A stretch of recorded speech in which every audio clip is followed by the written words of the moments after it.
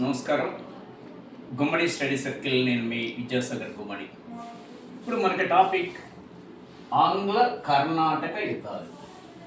అంటే భారతదేశంలో ఆంగ్లేయులు వచ్చిన తర్వాత ఇక్కడ ఉన్నటువంటి స్థానిక రాజులతో మరి యుద్ధాలు చేసి రాజ్యాలు ఆక్రమించుకోవటం, అయితే సంధి చేసుకోవటం, లేదంటే యుద్ధం చేసి ఆక్రమించుకోవటం, కబళించడం మాత్రమే వీరికి తెలిసినటువంటిది. విభజించు పాలించు అనేటువంటి విధంగా మరి ఇక్కడ కొంతమంది సామంతులుగా చేసుకోవటం, వీరికి కొన్ని ఆశలు పెట్టి అదే విధమైనటువంటి ఆశల్ని వీరికి మీకు ఒక రాజ్యం మీద దాడి చేయాలంటే మేము కావాల్సినటువంటి ధనరాశులు ఇస్తాము అని చెప్పి అంటాం. కానీ మేము యుద్ధాలు చేస్తే మీరు సైనిక శక్తి మొత్తం కూడా మాకు సహాయం చేయాలి, దానికి అయ్యే ఖర్చు కూడా మీరే భరించుకోవాలి.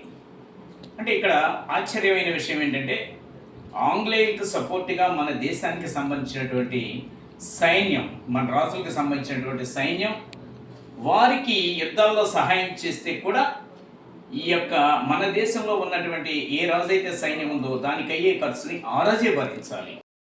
అందువల్ల ఇలాంటివన్నీ కూడా వారికి లాభంగా ఉంది. కానీ మన భారతదేశంలో ఉన్నటువంటి రాజ్యాల్లో ఉన్నటువంటి రాజులకు ఇష్టం లేకపోయినా కానీ భద్రతా దృష్ట్యా వారికి లొంగిపోవాల్సిన పరిస్థితులు వచ్చాయి. కానీ అలాంటి టైంలో కర్ణాటక రాజులు మాత్రం ఏమాత్రం కూడా కర్ణాటక నవాబులు లొంగకుండా యుద్ధాలు చేశారు.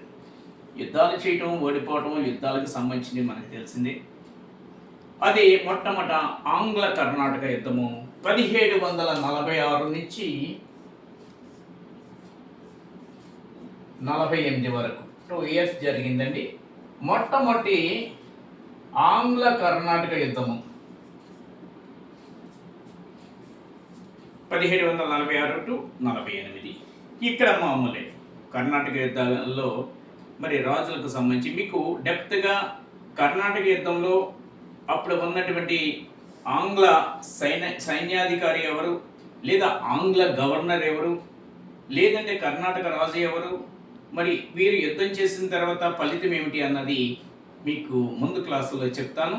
తర్వాత రెండవ కర్ణాటక యుద్ధం, ఇది సెకండ్ ఆంగ్లో కర్ణాటక వార్ అంటారు. ఇక్కడ 1749 నుంచి 56 వరకు జరిగింది. 1749 నుంచి 56కి జరిగింది. ఇది రెండవ ఆంగ్ల కర్ణాటక యుద్ధం. అంటే తర్వాత మూడవ ఆంగ్ల కర్ణాటక యుద్ధం వచ్చేటప్పటికి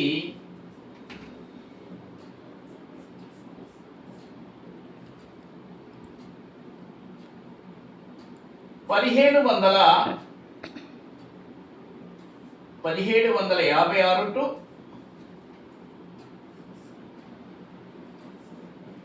63.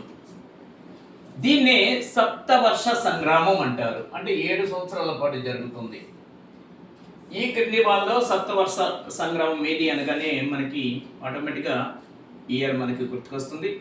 ఇక్కడ ఏమైందంటే కర్ణాటక నవాబుకి ఫ్రెంచ్ వారు సహాయం చేయడం జరిగింది.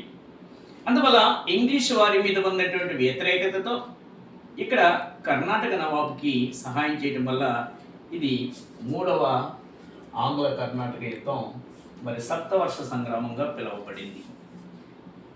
తర్వాత యుద్ధాలు ఆంగ్ల మైసూర్ వార్. మనకి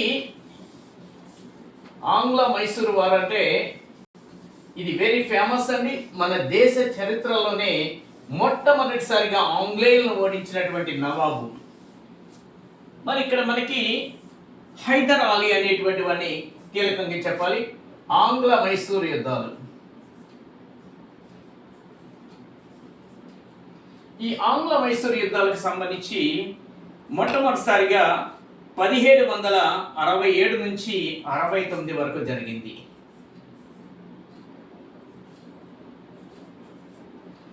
ఫస్ట్ ఆంగ్ల మైసూర్ వార్. ఇక్కడ చిన్న రాజ్యమే ఇది, కానీ ఆంగ్లేయులకు కనుబడింది. ఇక్కడ బలవంతమైనటువంటి హైదర్ అలీ ఇతను మైసూరు నవాబు, మైసూరు రాజ్యాన్ని పరిపాలన చేస్తున్నాడు.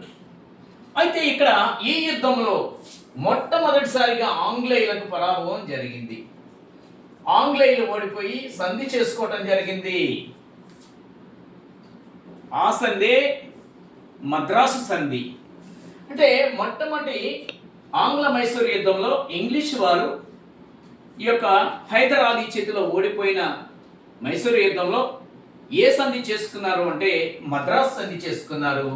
ఇది వెరీ ఫేమస్ అన్నమాట. ఎందుకంటే ఆంగ్లేయులు కక్ష గట్టినటువంటిది. తప్పదు, పరాభవం, ఓడిపోయారు. హైదర్ అలీ ఘన విజయం సాధించడం జరిగింది. కొంత భూభాగాన్ని తీసుకోవడం జరిగింది ఆంగ్లేయుల దగ్గర నుంచి. తర్వాత మరలా ఆంగ్లేయులు చూస్తూ ఊరుకోరు కదా, మరలా సెకండ్ ఆంగ్లో మైసూర్ వార్ 1780 నుంచి 84 వరకు జరిగిందండి. ఇది అంటే ఎలా ఉంది అంటే ఎప్పుడైతే ఈ పరాభవాన్ని పొందారో తర్వాత ఈ యొక్క 11 ఏళ్ల పాటు అన్వేషించి కొంతమంది సహాయాన్ని తీసుకుని యుద్ధం చేయాలని చూశారు.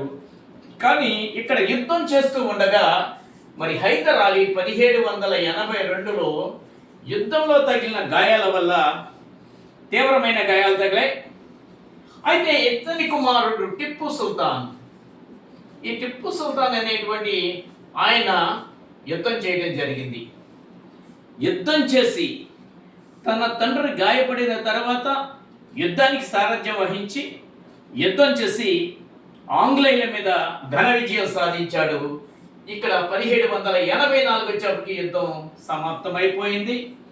ఇంకా ఆంగ్లేయులు కాళబేరానికి వచ్చి సంధి చేసుకున్నారు. అదే మంగుళూరు సంధి. 1784కి ఈ పరాభవానికి చూసిన తర్వాత మన దేశంలో ఉన్నటువంటి ఈ యొక్క భారతదేశంలో ఉన్నటువంటి చిన్న చిన్న రాజ్యాలు కావచ్చు, సామంత రాజ్యాలు కావచ్చు, వీళ్ళందరినీ కూడా ఒక సమావేశంలాగా ఏర్పాటు చేసుకున్నారు. దాన్ని అంటే చీకటి ఒప్పందాలు చేసుకుంటారు వీరు ఆంగ్లేయులు.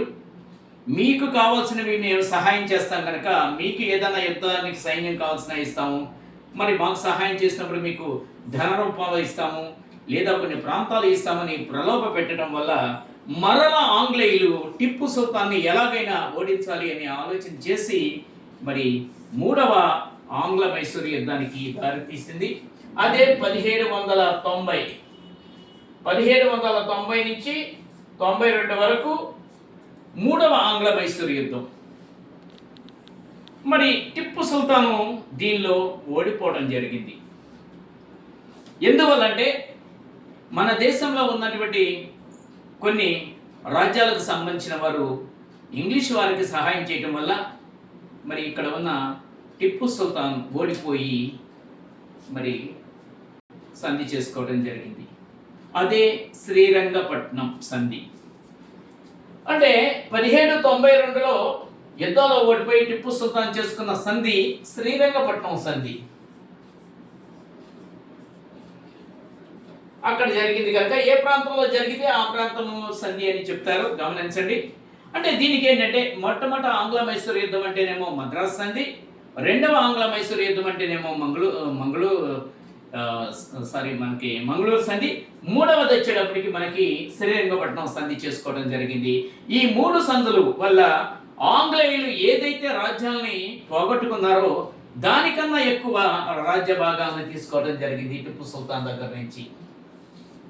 అప్పటికే ఇంకా టిప్పు సుల్తాన్ ఏకాకి అయిపోయినటువంటి పరిస్థితిలో మరలా 4వసారి 1798-99లో మరి ఆంగ్లేయులు మరలా కూడా ఇతని మీద కక్ష కట్టి యుద్ధం చేసి 4వ ఆంగ్ల మైసూరు యుద్ధంలో టిప్పు సుల్తాన్ రాజీ చేసుకోలేదు, యుద్ధంలోనే యుద్ధం చేస్తూ చనిపోవడం జరిగింది. అప్పటితో ఈ యొక్క మైసూరు సంస్థానం అనేటువంటిది ఈ ఆంగ్ల సామ్రాజ్యంలో విలీనమైపోయింది. అందువల్ల మొట్టమొదటి ఆంగ్లేయులను ఓడించింది ఎవరు అంటే హైదర్ అలీ. మరి మద్రాసు సంధితో హైదర్ అలీ కొంత భూభాగాన్ని తీసుకోవటం, అలాగే రెండవ ఆంగ్ల మైసూరు యుద్ధం 1780-84 జరిగింది కనుక ఆ యుద్ధంలో ఓడిపోయిన ఆంగ్లేయులు మంగళూరు సంధి చేసుకున్నారు, కొంత భూభాగాలను ఇచ్చారు. తర్వాత మూడో ఆంగ్ల మైసూరు యుద్ధంలో టిప్పు సుల్తాన్ని ఓడించారు కనుక ఈ యుద్ధం మనకి శ్రీరంగపట్నం సంధిగా జరిగింది. తర్వాత నాలుగవ ఆంగ్ల మైసూరు యుద్ధం వచ్చేటప్పటికి మనకి ఖచ్చితంగా ఓడిపోతానని తెలుసు, అయినా కూడా యుద్ధం చేసి యుద్ధంలో చనిపోయాడు. 1799లో ఈ మైసూరు సంస్థానం అంతా కూడా ఆంగ్లేయుల రాజ్యంలో కలిసిపోయింది. ఈ వీడియో మీకు నచ్చినట్లయితే లైక్ చేయండి, షేర్ చేయండి, సబ్స్క్రైబ్ చేయండి, కామెంట్ చేయండి. గమనిక, ఆన్లైన్ క్లాసెస్, ఆఫ్లైన్ క్లాసెస్ కూడా త్వరలో ప్రారంభిస్తాము. అలాగే మచిలీపట్నానికి సంబంధించి పరిసర ప్రాంతాల దగ్గర ఉన్నటువంటి విద్యార్థులకు ఒక గొప్ప అవకాశాన్ని ఇస్తున్నాము. త్వరలోనే ఇక్కడ రెగ్యులర్ క్లాసెస్ కూడా మచిలీపట్నంలో ఏర్పాటు చేయడానికి ఆనందిస్తూ మీకు చెప్పడం జరుగుతుంది. అందువల్ల నమస్కారం. నేను మీ గుమ్మడి స్టడీ సర్కిల్ విద్యాసాగర్ గుమ్మడి.